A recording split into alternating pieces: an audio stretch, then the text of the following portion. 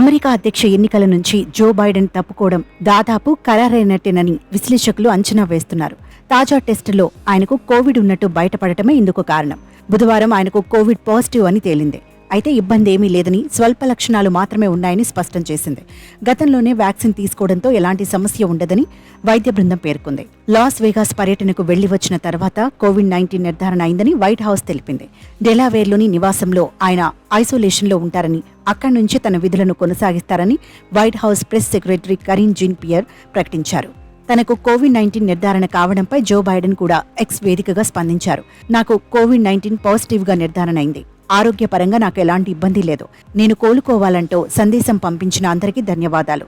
ఇంటి వద్ద నుంచే అమెరికా ప్రజల కోసం నా విధులు నిర్వహిస్తానని అధ్యక్షుడు బైడెన్ వెల్లడించారు. జో బైడెన్ వయసు ప్రస్తుతం 81 సంవత్సరాలు.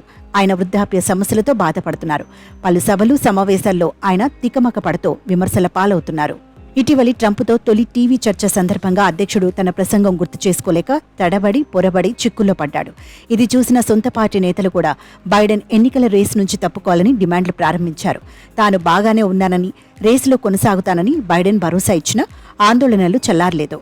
తాజాగా కాలిఫోర్నియాకు చెందిన కీలక డెమోక్రటిక్ పార్టీ నేత, ప్రతినిధుల సభ్యుడు ఆడమ్ చీఫ్ కూడా బైడెన్ తప్పుకోవాలని పిలుపునివ్వడంతో బైడెన్ రాజకీయ ప్రస్థానం ముగింపునకు వచ్చిందన్న కామెంట్స్ మరింతగా బలపడ్డాయి.